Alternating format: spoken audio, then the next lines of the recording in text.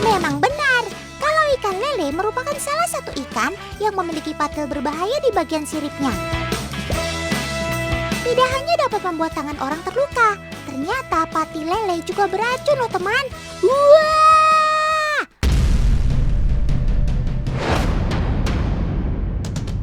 Wah! Apa itu? Itu kan si ikan lele. Ukurannya jumbo banget ya, mantul.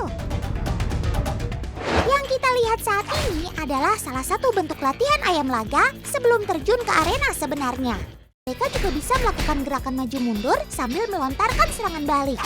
Makanya nggak heran kalau ayam jenis ini sangat digemari oleh para pecinta ayam di Bali.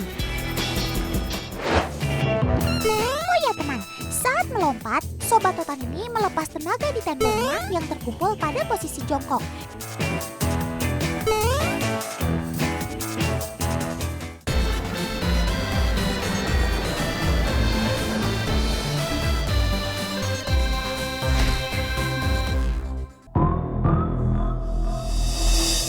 Siapa sangka, ternyata di masyarakat Indonesia ada banyak mitos menyelimuti misteri si lele teman.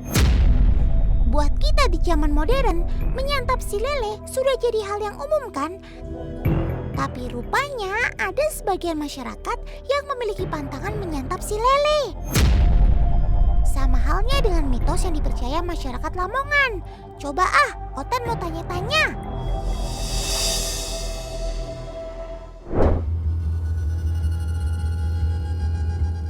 Pernah sih dipesan sama orang tua, jangan sekali-kali makan ikan lele gitu aja sih. Takutnya kenapa? Belang-belang gitu. Memang ada salah satu desa itu nggak boleh makan lele. Sakit, gatal atau gimana sakit-sakit. Nah, siapa nih yang pernah dengar tentang mitos orang Lamongan nggak boleh makan lele? Bagi sebagian besar masyarakat Lamongan, mereka mempercayai bahwa lele merupakan hewan sakral dan tidak boleh memakannya. Bahkan bila ada yang tidak sengaja menangkap dan memakannya, maka hal-hal yang tidak diinginkan bisa saja menimpa orang tersebut.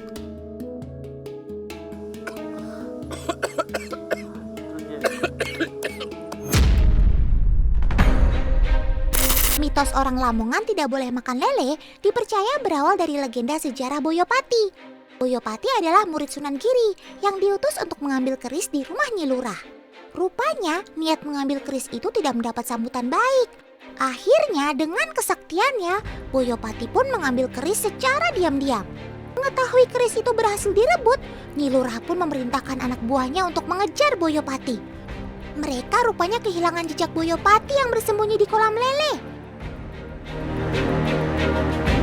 Setelah berhasil selamat dari kejaran musuh, Boyopati bersumpah bahwa dia dan keturunannya tidak akan memakan lele yang telah menyelamatkannya. Dari sinilah mitos orang Lamongan tidak makan lele lahir teman. Tapi ini masih sekedar cerita rakyat ya. Kalau dilihat dari kandungan nutrisinya, lele ini sangat baik kok untuk dikonsumsi. Apalagi dengan harga yang terbilang ekonomis. Makanya banyak orang jadi membudidaya si lele kayak gini.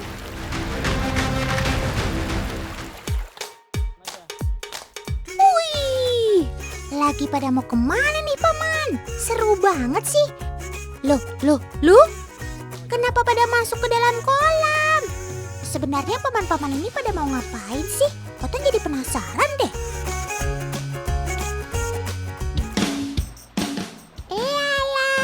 Ternyata mau panen lele toh.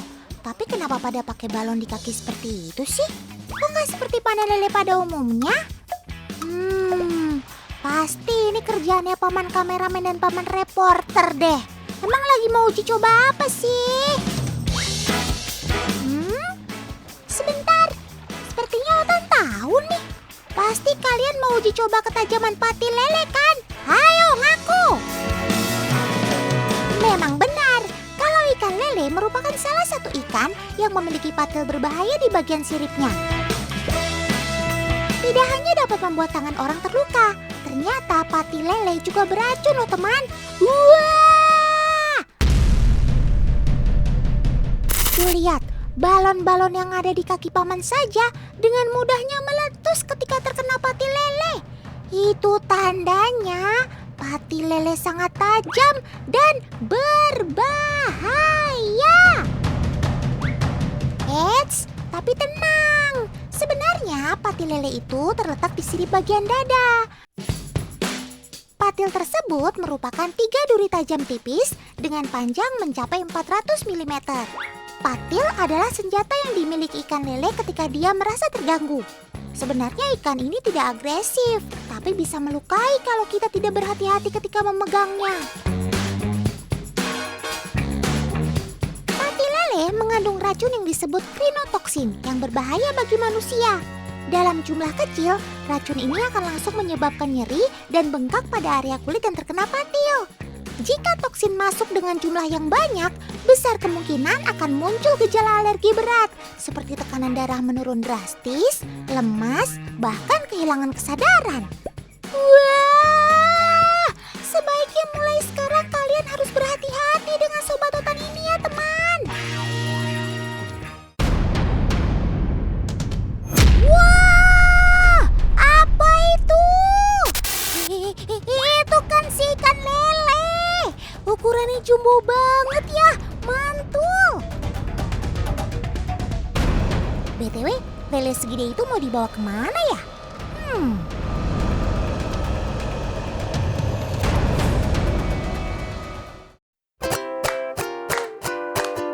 Sepertinya Otan kenal deh dengan kampung ini. Ah, benar. Ini kan kampung lele yang ada di kota Banjarmasin. Ikan lele yang dibawa tadi adalah indukan yang sudah afkir, alias sudah tidak produktif lagi teman. Jadi masyarakat setempat memanfaatkan dagingnya untuk dijadikan olahan seperti nugget dan abon lele. Daging lele begitu digemari masyarakat plus 62 karena sangat baik untuk menjaga kesehatan jantung, mencegah anemia, dan dapat meningkatkan imunitas tubuh. Tuh, banyak banget kan manfaatnya. Jadi mulai sekarang, yuk kita makan ikan. Kalau nggak makan ikan, tenggelamkan!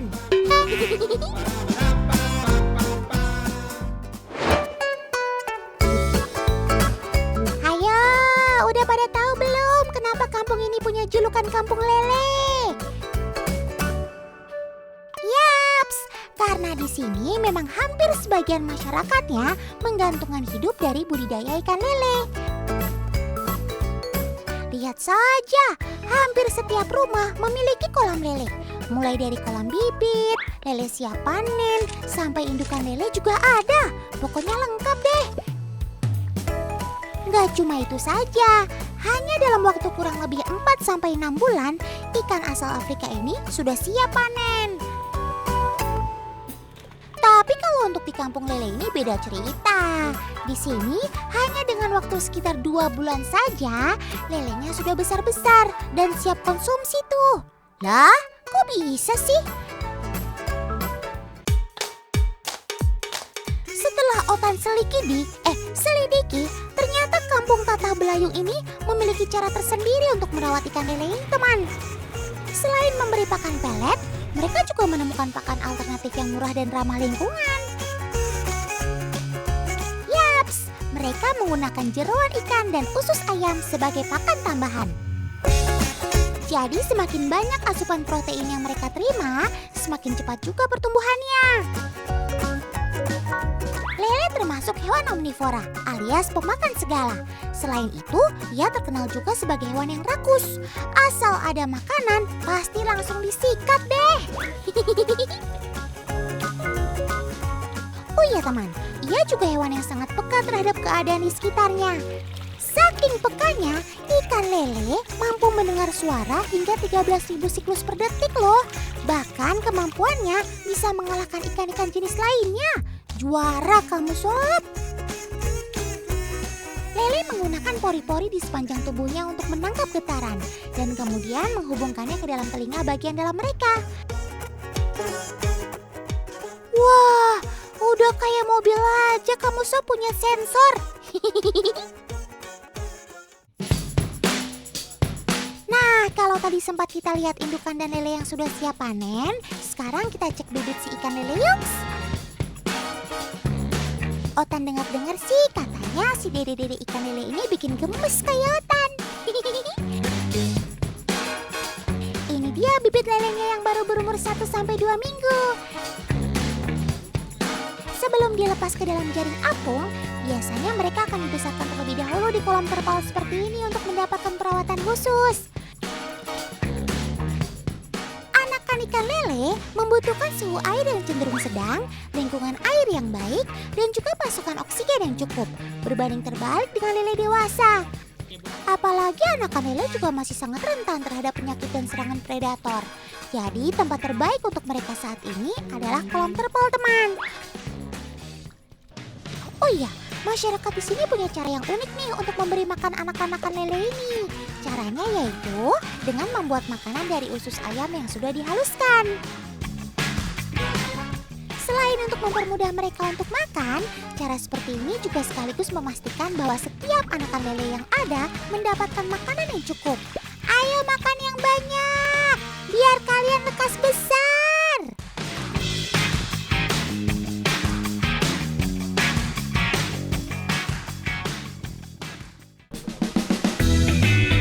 Nah, kebetulan ada yang mau panen nih. Otan mau bantuin siapa tahu kebagian cuannya juga. Di kampung ini, hampir setiap hari ada panen ikan lele, teman. Ya, namanya juga kampung lele, masa panennya ikan nila? Tuh lihat, ukuran lele yang dipanen ini cukup besar ya. Padahal usianya baru 2 bulan. Dalam 1 kilo, biasanya berisi 4-5 ekor. Jadi 1 ekor lele kurang lebih punya bobot 200-250 gram. Ayo paman, yang semangat panennya. Otan lihat dari atas aja deh, soalnya takut kepatil.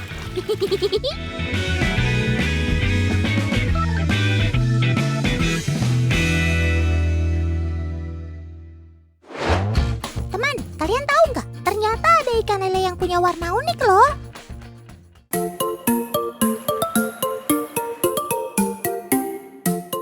Lele apa lagi nih? Kok warnanya pink? Yap, kenalin nih teman. Varian lele terbaru. Lele Barbie. Namanya kok lucu banget ya? Dinamakan lele Barbie karena memang warnanya secantik boneka Barbie, teman. Lele Barbie ini asli Indonesia loh. Tepatnya berasal dari Jepara, Jawa Tengah. Lele Barbie ini adalah lele hasil rekayasa genetika, teman. Jadi berbeda dengan lele albino yang merupakan kelainan genetik.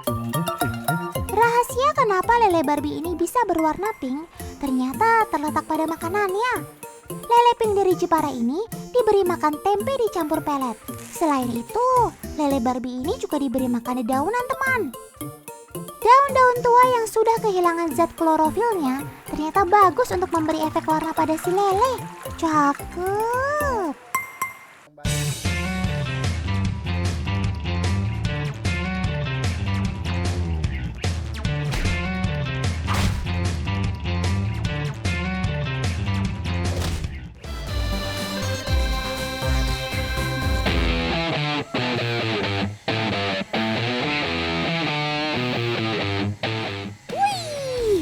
Uma lagi asik olahraga tuh. Pantesan aja tubuhnya bugar banget. Udah gitu, otot-ototnya bikin Otan minder. Yang berotot bukan cuma Kak Uma nih, tapi peliharaannya juga. Kalau Kak Uma ototnya besar di bagian tangan, sobat Otan ini besar di bagian kakinya. Nah loh, siapa ya kira-kira? Yaps, dia adalah si ayam dongtao, pemilik kaki jumbo yang eksotik. Sobat yang berasal dari Vietnam ini memang unik banget ya.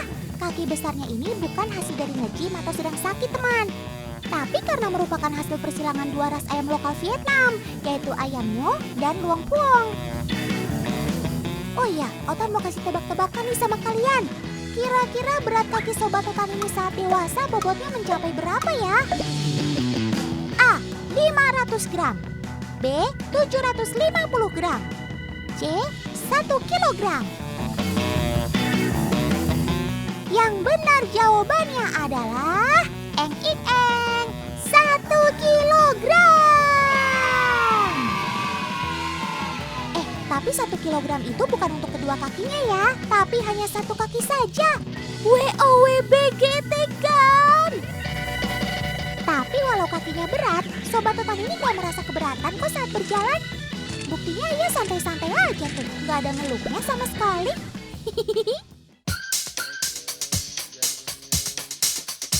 Biar gak makin penasaran sama si kaki dongtau, Kak Uma dan Kak Wina mau mengukur diameter dan panjang kakinya nih. Oke, Otan sudah lihat di alat ukurnya nih. Diameter kaki Sobat Totan ini adalah 16 cm, sedangkan panjang kakinya 18 cm. Wah, ini sih benar-benar beda dari yang lain. Gak heran deh kalau kamu dapat julukan si kaki gajah. Kalau bobot totalnya bisa mencapai berapa ya kira-kira? Let's go Kak, kita timbang. Oke, saya timbang ya. Oke. Ini saya dan si dongtau.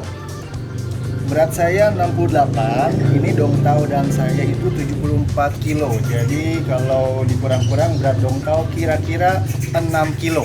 Si dongtaunya sendiri nih. Wah, ternyata kamu berat juga ya Sob, sampai 6 kilogram gitu. Kalau berat keseluruhannya sampai 6 kilo, kira-kira berat kakinya berapa ya Mas? Kalau dilihat sih Win, ini kurang lebih 1 kiloan sih beratnya untuk kaki ayamnya sendiri. Tuh, benar kan kata Otan? Makanya, jangan coba macam-macam ya. Teman, masih ngomongin si kaki ayam dongtau nih. Sekilas kalau kita lihat, kaki ayam ini mirip apa ayo? Coba perhatikan deh, sekilas kaki mereka mirip predator purba zaman dahulu ya. Yaps, siapa lagi kalau bukan si buas T-Rex? Tapi kok bisa ya kedua kaki mereka sekilas terlihat sama? Ternyata ada fakta menarik nih antara ayam dan T-Rex teman. Mau tahu? Dari penelitian yang dilakukan oleh para ilmuwan, ditemukan bahwa T-Rex berkerabat dekat dengan ayam loh. Kok bisa sih T-Rex yang menyeramkan berkerabat dekat dengan ayam yang lucu? Hasil ini didapatkan dari jaringan protein pada tulang T-Rex sama dengan jaringan tulang pada ayam. Ilmuwan juga menggunakan ayam untuk meneliti bagaimana cara T-Rex berjalan. Cakep! Teman, biasanya ukuran ayam dongtau jantan lebih besar daripada betina. Tuh lihat, Kak Wina saja sampai kesulitan menggendongnya. BTW, memangnya mau diajak kemana sih Kak? Otan ikutan dong.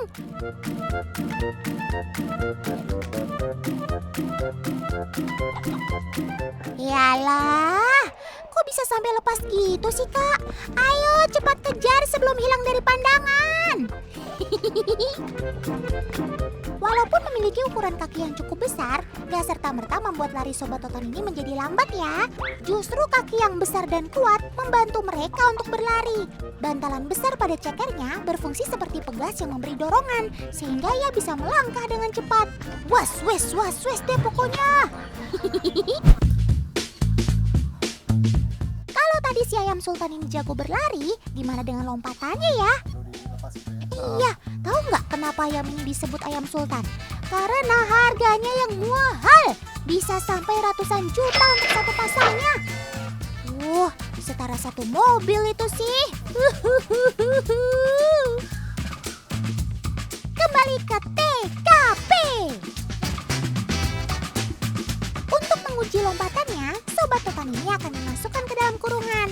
Nah, kira-kira ia bisa lompat keluar nggak ya?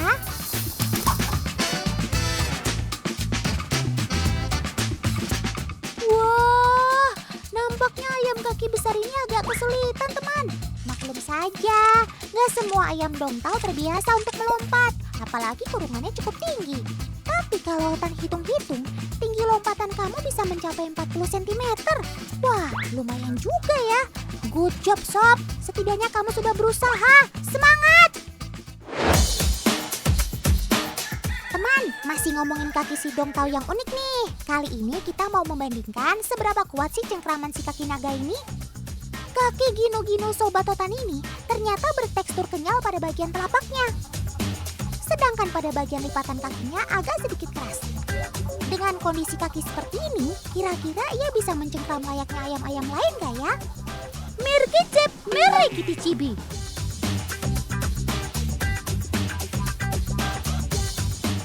Lihat teman, ternyata untuk mencengkram dan sekedar bertengger aja, Sobat Totan ini nggak bisa tuh.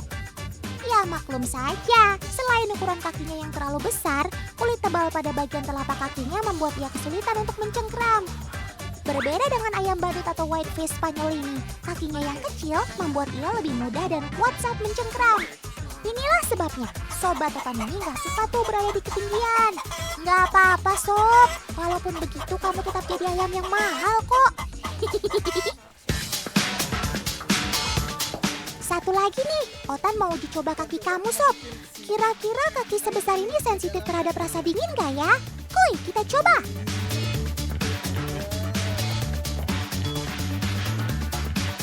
Wah, kuat banget kamu Sob. Bukannya malah risih, malah terlihat nyaman. Serasa lagi di spa ya?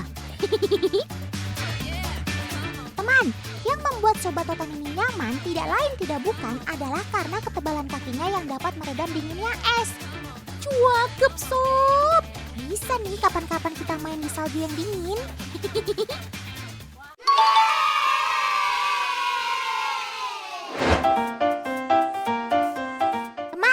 Setelah asik ngomongin si kaki ayam naga ini, sekarang Otan mau kasih lihat salah satu anakan ayam nih.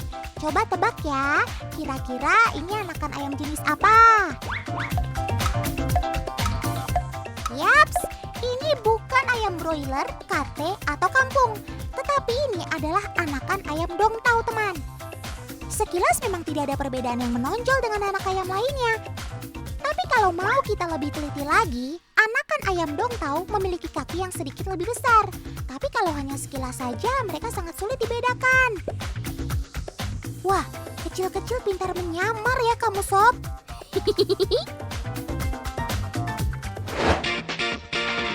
Teman, sebenarnya untuk membudidayakan ayam asal Vietnam ini tidaklah mudah. Selain karena jumlah telur yang dihasilkan lebih sedikit, Mama dongtao juga kesulitan untuk mengerami telurnya.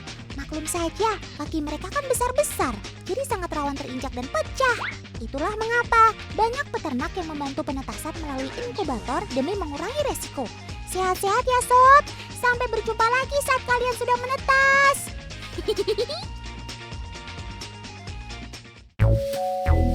Teman, ngomongin kaki ayam nggak melulu soal keunikannya. Kayak Sobat Totan yang satu ini nih. Walaupun sekilas biasa-biasa saja, tapi siapa sangka kalau tendangannya bisa membuat ayam lain ketar-ketir. Nah, untuk membuktikan kekuatannya, kebetulan Sobat Totan ini sedang mau melakukan pertandingan persahabatan nih. Kuy, kita lihat bagaimana aksi mereka.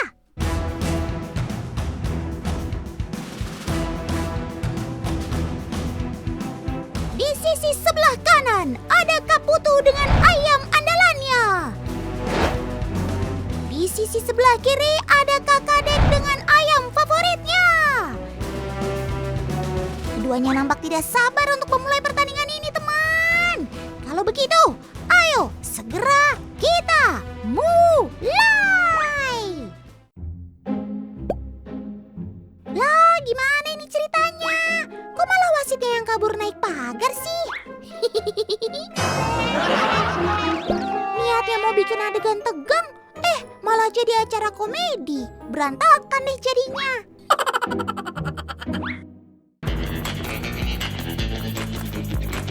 Teman, yang kita lihat saat ini adalah salah satu bentuk latihan ayam laga sebelum terjun ke arena sebenarnya. Dalam latihan ini, ayam tetap menggunakan pelindung pada tajinya agar tidak melukai. Teman, ayam jenis ini memang terkenal dengan kecepatan gerakan saat bertarung. Lihat sendiri kan, dari tadi mereka terus saling serang. Ayam ini memang memiliki karakter ayam petarung yang ganas dan tidak mau menyerah. Selain kecepatan, kelincahan mereka untuk menghindari pukulan lawan juga sangat baik. Tak hanya menghindar, mereka juga bisa melakukan gerakan maju mundur sambil melontarkan serangan balik. Makanya nggak heran kalau ayam jenis ini sangat digemari oleh para pecinta ayam di Bali. Ngomong-ngomong, Otan sudah kasih tahu kalian belum sih kalau Sobat Totan ini jenis ayam apa?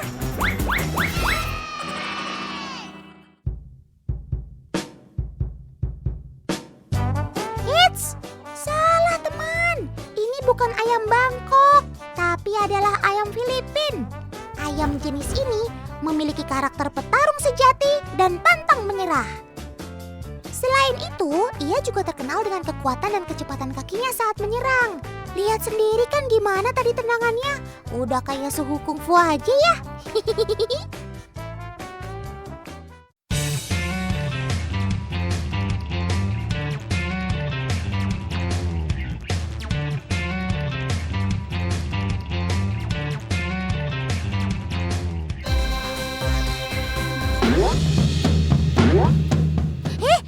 Ya ampun, siapa tuh yang lompat-lompat? Om editor, jangan cepet-cepet dong. Maksudnya, Sob, jangan cepet-cepet lompatnya.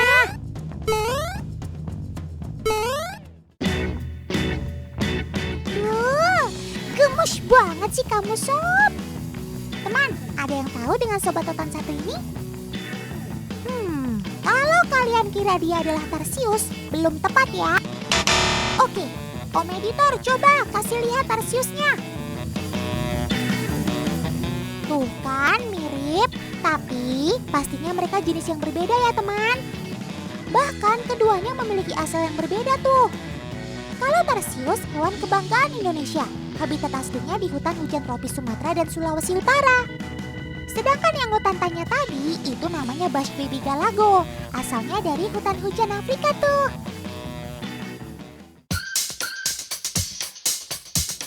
Oke, Otan akan kenalin deh dengan Sobat Otan yang satu ini. Bush Baby Galago atau biasa disebut Galago merupakan primata terkecil dari keluarga Lorsidae. Sobat Otan ini hidup di batang pohon dan aktif malam hari. Jika dilihat sepintas, Galago menyerupai Tarsius. Namun jika dilihat dari ekornya, Galago mirip tupai itu teman. Hewan omnivora ini memiliki mata yang bulat dan besar, sehingga mampu melihat dengan jelas pada waktu malam hari. Oh ya teman, Galago ini merupakan hewan arboreal ya. Sehingga salah satu kegemarannya adalah bertengger. Di habitat aslinya, dia hidup berpindah dari satu batang pohon ke batang lain.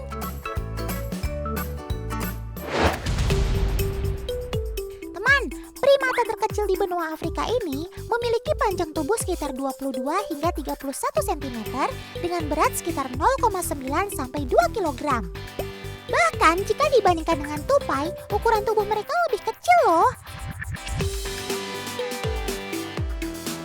Galago hanya ditemukan pada negara Afrika bagian selatan, seperti Nambia, Zimbabwe, dan Mozambik.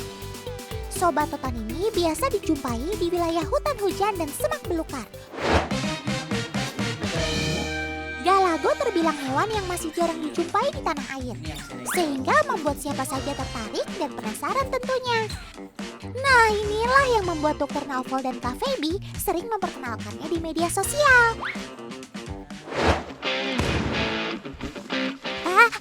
Apa? Kalian penasaran juga sama si Tarsius asal Indonesia? Oke. Karena Otan baik hati, langsung aja nih kita pantau Sobat Otan ini di habitat aslinya bersama kakak tim liputan. Oh iya, kali ini kita berada di Taman Wisata Alam Batu Putih atau biasa dikenal juga dengan sebutan Cagar Alam Tangkoko Dua Saudara yang berada di Bitung, Sulawesi Utara.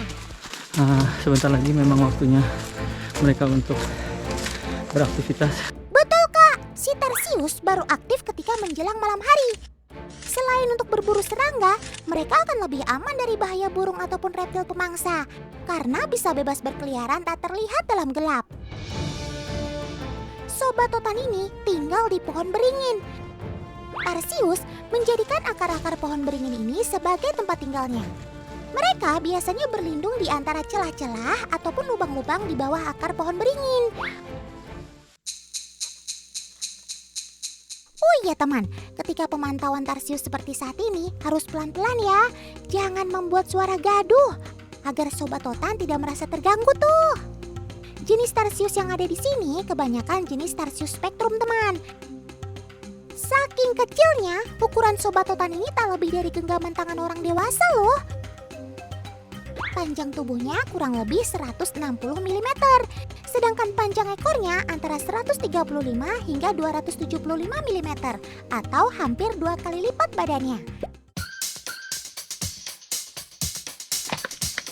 Wih, nggak bisa lihat serangga sebentar aja tuh, langsung lompat loh dia. Gercep juga kamu sob nangkep belalangnya.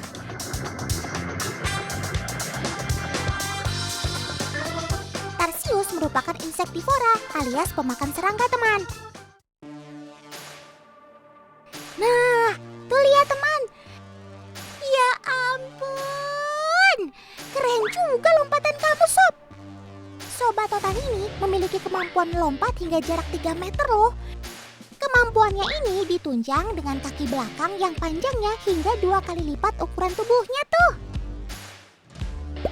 Biasanya Sobat Totan ini menangkap mangsanya lalu membawanya ke tempat aman, baru menyantapnya dengan tenang. Oh iya teman, keberadaan Tarsius saat ini berstatus satwa dilindungi karena hampir punah. Ini karena hutan sebagai tempat berlindung dan mencari makannya yang semakin sempit dari waktu ke waktu. Selain itu, Tarsius juga kerap ditangkap pemburu liar tak bertanggung jawab. Mereka kan pemakan serangga yang merupakan hama petani tuh.